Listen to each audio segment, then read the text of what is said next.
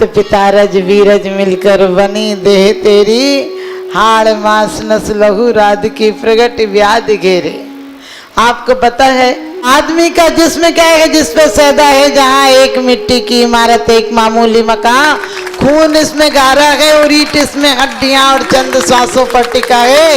ये खमामी नूर जहाँ मौत की झकझोर आंधी जिस दिन भी टकराएगी, दम की दम से यही मरद टूट कर गिर जाएगी। आदमी क्या है बचपन की बहारों से पूछो, आदमी क्या है जवानी के नजारों से पूछो, आदमी क्या है लकड़ी के सहारों से पूछो, और आदमी क्या है चिता के अंगारों से पूछो। आदमी एक अंतरदेशी लिफाफा है जो 1, 2 और 3 मोड़ के बाद पोस्ट हो जाता है। बस तुम्हारी इतनी सी कहानी है। पहला मोड़ बचपन का, दूसरा जवानी का, तीसरा बुढ़ापे का, फिर तो अंतिम यात्रा होना ही है। इस जीवन को यात्रामय बना लो तो तुम्हारी अंतिम यात्रा की नौबत नहीं आएगी। अंतिम यात्रा, लोग हमारी अंतिम यात्रा क्या कराएंगे? अंधे दूसरे अंधों को क्या रास्ता दिखाएंगे? जो स्वयं बीमार है वो हमारा उपचार क्या कराएंगे? विचार करके देखना, यहाँ तो सब बीमार बैठे हैं, इनसे रास्ता भी पूछो। डॉक्टर ने कहा हिला के दवा पिलाना, उसे हिलाकर पिला दी। दूसरे दिन डॉक्टर ने कहा दूसरी दवाई ले जाओ, इसे कूट के पिलाना, उसने लेके मरीज को ही कूट दिया, मरीज का राम नाम सत्य हो गया। तुम्हारा हाल भी ऐसा ही है। तुम किसको माँ बाप कहते हो? वो तुम्हें ठोक पीट के जैन बना देते हैं।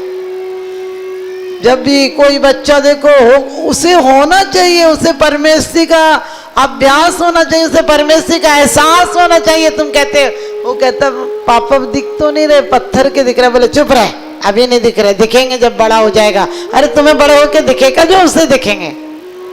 तुम मर जाते हो, तुम्हें परमात्मा नहीं दिखता, बड़े होके किसी को दिखेगा क्या? बड़े होकर और धन दौलत दिखेगी, सारी बेकार की चीजें दिखेंगी।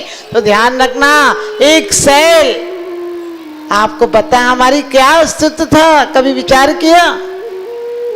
साइंस भी कहती है एक सेल जो दूरबीन से भी नजर नहीं आता है। आप सब जानते हैं करोड़ों जीवाणु आते हैं, कोई एक डेवलप हो जाता है जिससे हमारा और आपका निर्माण हो जाता है। इतनी छोटा सा अंश है कि किसी तरह वो नजर नहीं आता, बस हमारा इतना अस्तित्व है।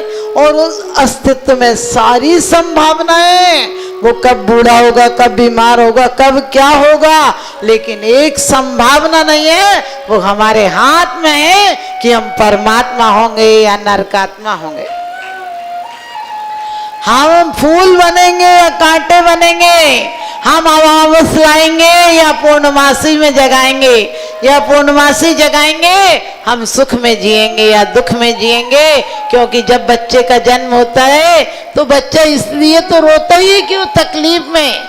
आप पढ़ते हैं कठिन कठिन करनी सिरो, जैसे निसरे में जंती में तार हो, रोई रोई बिल को गणो, दुख वेदन को नहीं पार हो। लेकिन विज्ञान क्या कहता है कि बच्चे को अभी तक सब कुछ ऑटोमेटिक मिल रहा था, आज इसके सारे तंतु टूट गए जहां से मिल रहा था। अब वो एक असहाय हालत में जहां सब कुछ व्यवस्थित था, वैसी जगह आ गया जो उसे कुछ नहीं दिख रहा, वो वातावरण तो मिल नहीं रहा, इसलिए तड़प रहा है, रो रहा है, और तुम तालियां बजा रहे हो। कैसे बेईमान आदमी हो? जब तुम आए जगत में, जगत हंसा तुम रोए, और अब ऐसी करनी करो फिर ना हंसी होए।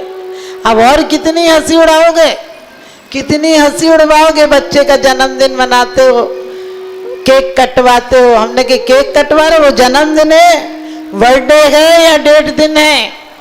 सोच कर देखना, जितनी उम्र बढ़ गई उतनी मौत के करीब पहुंच गए हम फिर भी बच्चे को केक कटवा रहे हैं। हमने कि केक कटवाओगे, आगे चल के जेब काटेगा, फिर गला भी काट देगा। जब जेब काट, चाकू ही दिया तुमने तो काटने का काम करेगा, बनाने का काम कहां से करेगा? हम हिंदुस्तान वाले काटने का नहीं, मिलने का काम करते थे। हमारे हर कामों में लड्डू बनते थे, और लड्डू भी गोल गोल, हम दिल भी झोल, यानी प्यार भरा रखते थे। सब कोई आ जाए, समा जाए, सब मिल जाए। हमारे कपड़े ऐसे होते थे कि कोई आ जाए, बोले क्या जरूरत है तो सब कुछ। आपको पता है कोई किसी के कपड़े पहन लेती थी, महीनों बहन बेटियां रह जाए एक दिन अपनी साड़ी नहीं निकालना पड़ती थी। भाभी की, माँ आदि की बहुत सारी साड़ियाँ घरों में होती थी, सब कह दीजिए हमारी पहन जाओ, जी जी हमारी पहन जाओ। अब ऐसे फिटिंग के कपड़े होते हैं कि सांप बिच्छू घुस जाए तो जान दे के निकले या जान लेके निकले। पता नहीं पहन के सिलवाए थे या सिल के पहने थे, वो पता ही नहीं चलता। इतनी मैचिंग की भगवान।